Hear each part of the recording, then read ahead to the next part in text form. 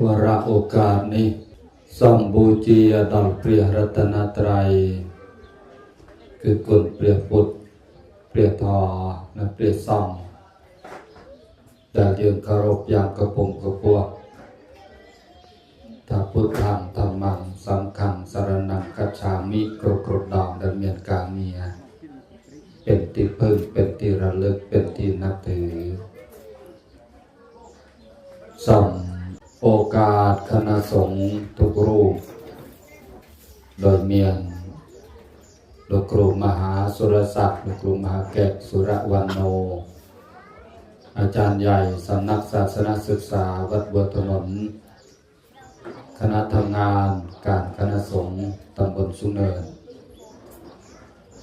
ตลอดถึงเจริญปัวน้อยเยียดโยมต้องออกเรื่องคดีสอบโชคเยิมบาดเจ็บโดยเฉพาะคนเจ้าคันตาลานคนเจ้ากันแม่กินห่วยบ้านสูญเสียบุคคลสำคัญกนองปฏิสมัยเต่าภาษาเนียปราย โลกาเสียพ่อเหมือนทอแตกทอหักทอแตกทอทำลาย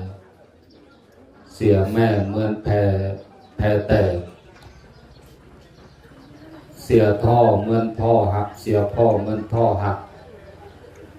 มัดเอาพ่อเลี้ยงชีวิตเท่ากับหักถูกทำลายเพราะชีวิต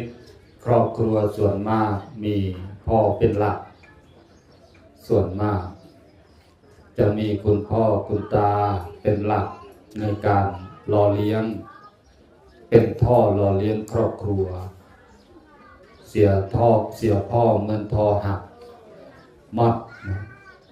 เสียแม่เหมือนแพแตกแม่เหมือนผู้ดูแลพาโลกหลานในครอบครัวให้หมดทุกข์หมดโศกเวลาลูกหลานมีความเดือดร้อนเจ็บไข้ได้ป่วยกรุ่นจะเงยช่วยจัดแม่เอาโดยเฉพาะแม่ก็ดูแลแต่เติมอย่างเจียละออนันตเตียสมัยก็โกนกรุนก็แม่เมียนสัญชาตญาณเด่งตะโกนกรุนโกนมันโซลหรือตะโกนก็ออกเข้มเต็กกระนั่งเต็กก็เด่งออกโกนประดาทรายโกนมันโซลกุยสลังสังเกตอาการเนี่ยแม่เหมือนผู้ดูแลแพที่จะไปตามสายน้ำไปตามแหล่งน้ำไปสู่มหาสมุทรข้างหน้านู้นไปสู่เส้นทางอันกว้างใหญ่ไพศาล แม่ก็ประคับประคองเป็นเหมือนแพโลกลานเนี่ยอย่างตะลานแม่กินห้วยเมียนกวนเจ้าหลังประมวยเนี่ยโยมอารยาโยมสมจิตโยมไกรลาภโยมสำรวมโยมชารินโยมเยาวเรศโยมไกรลาภก็บ้านจรานโยตมุนไม่เอาตัวหอยดูแลอย่างเจียละออ ประคับประคองอ้อยกนเจ้าตับปรำประมวยเนี่ยนี่เมียนชีวิตปลอดภัยเจอปัวก่อนประมวยเนี่ยเสมนังเจียมทอมบานเม่นเงียแต่โยมนาคลาก็ก่อนนาคลาก็ดื้อโอ้ยดื้อก่อนนาคลาปรับเงียปรับใต้ดิ่งเรือก่อนนาคลาปรับเดลเนาะมันก็เราเม่นเงียเสมนังเจียมโกนรวมหมู่บ้านโลกลานแต่ละคนมีอุปนิสัยเมียนนิสัยเปอร์เซ็นต์คเนียแม้เด่งเจียเอามันเจ้าเด่งปลา เอาบานตะเธอกาขังคราวปเตียโนตจกาดกไปเดิมมันยสมัยตลาดโนตจกาดกจกาดังให้ดกให้ดังให้นอกบัดพลือบัดแสรตัวรัวตรอกรัวแตรรัวเปลือกขังคราวมอปเตียตัวบ้านเตือบโมจรอนคลาบ้านเตือบโมไตคลานาคลาก็ดอกลำเตรโมก็เมีย ก็แล้วแต่จังหวะเจ้าปัวพยายามตัวดอรัวข้างกล่าวส่วนแม่ก็ดูแลโกนต่อประมวยนิดอนายบ้านตัวเรียนรวยเตนอเนียงอนายกรอรวยเตนอเนียงอนายบ้านโอยหบบายไงเนี่ยตอนปรึกตอนเงี้ยเตรียมตุกอ่อยนี่คือแม่เอาตอนเตะมัดตะบัดเสียพ่อเสียแม่ร่มโพร่มใสมะร่มโพก็คือร่มโพร่มใสนี่ก็คือสำหรับลูกหลาน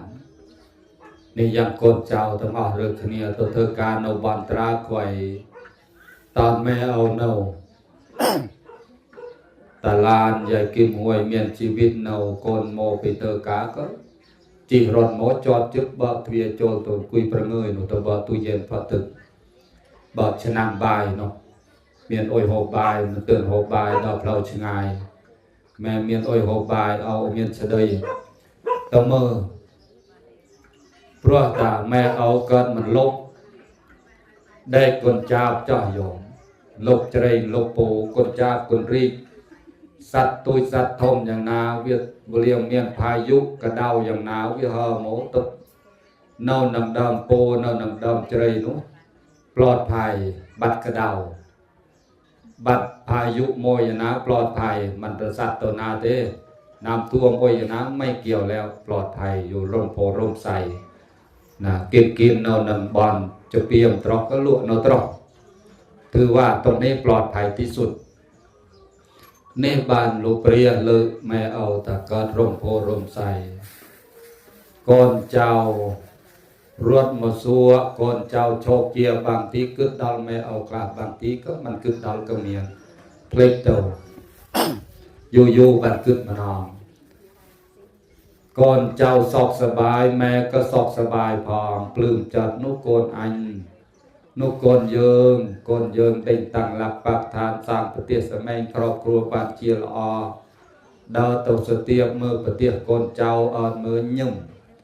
เคยกนเจ้าเมียนรถเมียนราเคยกนเจ้าเกี่ยเมียนเจ้าอ้อยเมียนครอบครัวบ้านปัวเจ้าปัวอ้อยมอ้อยเคยยุ่มเสกคนเองเด็กอย่างน้าไข่ไม่เกี่ยวอ้อยแต่กนเจ้าเมียนปูเมียนอ้อยเด็กสะดวกสบายแม่เอาไม่ต้องห่วงท่านอยู่ยังไงก็ได้นี่คืออารมณ์ของแม่เอาเป็นธรรมชาติได้เคลียร์ตัดออกทุกสรรพสัตว์โดยเฉพาะมนุษย์ยืนก็รมโพรมใจอ้อยกนเจ้าพบกับความพินาศหายนะเดือดร้อนรวดโมปเตียโมสัวไม่เอาก่อนเจ้าเมียนเหตุภัยปิบัติโอ้ยอย่างนาชื่อเจิงชื่อใดบะเจิงบะใดเมียนเรื่องเมียนราวคดีความอย่างนาแม่ช่วยพามเอาช่วยพามเป็นร่มโพร่มใสอ่อยพลือแสดงคำให้คำประกาศจะกาโมก็จะนำโยใจเต้าตัวลวดใจเต้าอ้อยตะโกนยืนปลอดภัยนู่นตัวรักษาตัวดูแลอ้อยตะโกนปลอดภัยเต้านี่คือแม่เอาลานแม่กิมหวยบารามเมียนแม่เอาเนาย้อนมามือยนตะออกพลุขเนียรามเมียนแม่เอาเนาดูแลละอแม่เมียนมวยปนหอยเอาเมียนมวยปนตะรัวมันมานเตประเลียนก็รัวติ่งมันมานรัวเสดยมาพันได้ในลวกพันได้ตัวรัวติงเอาติงแม่รัวติงมันเมียนไปอยู่มันเมียนแต่เมียนมวยปะเนาะมัดหอยมัดเลยในยังเอาลานแม่กิมหวยตอนเตะมัดตะบัดหอยเกิดเต่าบัดหอยเต่าแม่เอาเต่าโน่นุบอลตรอกมัดสุขติขอสังคมกันแม่เอาความหวังกันแม่เอาแต่ดวงรับดับจิตตัวหอยแม่เอาเคยก่อนเจ้าสระจัดสระได้คือเนี่ยเจียลบองเด้งมือพระโอนเด้งสดับบองมัดแม่มัดเอาเฮยบองมือพระโอนพองพระโอนสดับบองพองมือคือนี่เนื้อโกน ปีแน่เต้าเอาแม่เอามันเนาเกิดละอ้อยเตบองจะมองเนี่ยจะมองอ้อยติดมือพระโอนพร้อมแทนแม่แทนเอาแม่เอาเด้งตะเนียงอันนายดูแลขณีเจียออกแม่เอาอุ่นจัดเต้าสุกติเด็กลุหอยแม่เอาวังปะเนี่ยเมื่อยังอยู่วังให้เจ้าเฝ้ารับใช้ยามป่วยไข้วังให้เจ้าเฝ้ารักษาเมื่อถึงคราวล่วงลับดับชีวาวังให้เจ้าช่วยปิดตาเวลาตายนี่คือปิดตาโกนเจ้ามันตมาสดับมันแต่จรอนอย่างน้ำมันเกี่ยวยังเธอตามกำลังแต่ยังก็สู้ร่วงเอาเธอบอลแม่เอาไอ้สมเกียรติบางนู่ช่วยบอลปะแน่บางนี่ช่วยบอลปะเนาะเตรียบตรับทรัพย์สมบัติบางส่วนก็ช่วยเลอะนู่เลอะนี่จัดรถตกโครตะไว้รุนระเวียบารถตัวนอกตัวแน่จัดการอนุอันนี้ดูแลอย่างเจียออกสุดความสามารถของตนเองดูแลกระบัดพเนจอ้อยแม่เอาจุดสำคัญก็คือกระบัดพเนจบองพระโอนขเนียดูแลขเนียเนื้อโกนกอดหลักอ้อยขเนียบางพระโอนเองมันเรียบรัวขเนียเนี่ยนาหนึ่งเรียบรัวบางมันมือพระโอนนังอ้อยรานหนึ่งมือพระโอนมันมือบางนังอ้อยรานหนึ่งมือเยิมบางพระโอนใส่เจียมมวยขเนียมือขเนียเนื้อโกนนี่คือกระบัดพเนจอ้อยแม่เอาเด็กปีไปไงมนนี่คนเจ้าปรึกษาหารือขเนียทำให้ดีที่สุดสมเกียรติสมศักดิ์ศรีของแม่เอายังเธอปฏิบัติโมเจียลอเฮยเป็นตัวอย่างอ้อยคนอื่นๆด้วยคนอื่นๆทั่วไปมาเห็นโมเคยโอ้แม่เอามัตบัตปฏินี่ยังเมียนแม่เนาหนอยังเมียนเอาเนาหนอยังดูแลแม่เอาอย่างจ้ามาตาปิตุอุปทานางอุปบำรุงอุปถากแม่เอาแต่จ้ามาตาปิตโรติพระมาติมาตาปิตโรแม่เอาชมอตาพรหมนี่พรหมขันโกนเจ้ายังดูแลเต้าเมียนแม่เมียนเอาเนาดูแลเนาตัวมือตอนเตะเอาเนาอย่างน้าบ้านโอยโฮไปโอยขอเอาเกิดประมาณไงเฮ้ยเบปีใหม่เฮ้ยบอลเด็กเกิดอย่างน้าเมียนหรือมั่วเมียนโอยอย่างน้าคลาบ้านบอกบ้านทำความสะอาดโอยเตมงโอยโมกคำโอยอย่างน้าเกิดเด้งหรือมั่วบ้านเด็กตัวมือตัวเราไม่ดูแล ดูแลทั้งทางกายก่อนเจ้าเมียนกำลังเมียนอายโยเวดูแลทางใจก่อนเจ้าเมียนสติปัญญาเจียละอรู้สีกอดกำเนิดเมียนนี่คือบอนนำปเปียขึ้นนำแม่นำเอาบอนนำอัตภาพร่างกายนี้ยังเอาชีวิตนี่มาชีวิตบอนขันชีวิตร่างกายโคลนนี้คือบอนทเวนังแม่เอานี่บอนทม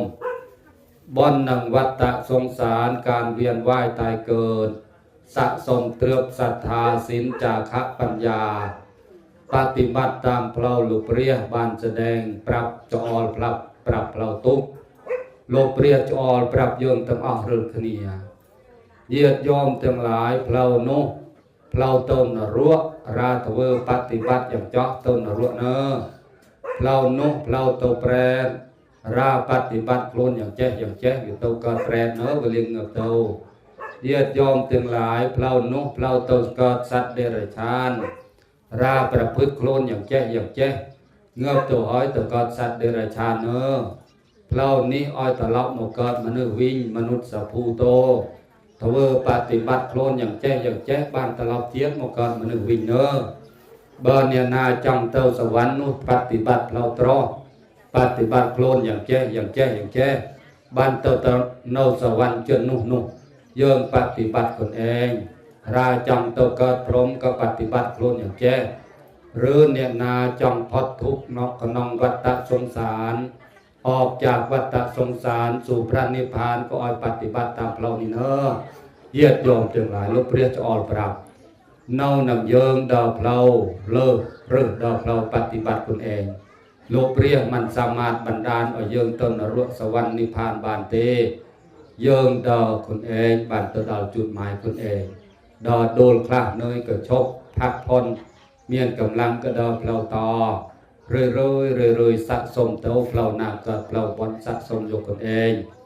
บอลทางโคลนบอลทางวาจาบอลทางจัดเพลาใบเพลานี่คือเพลาบอล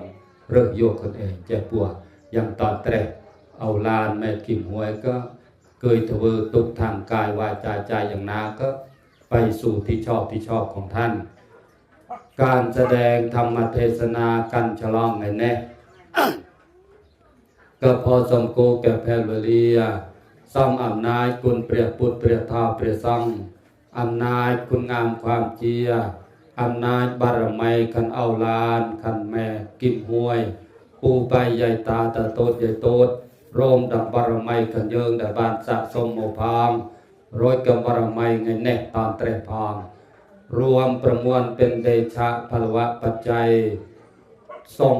ออยดวงวิญญาณแม่เอาตั้งปี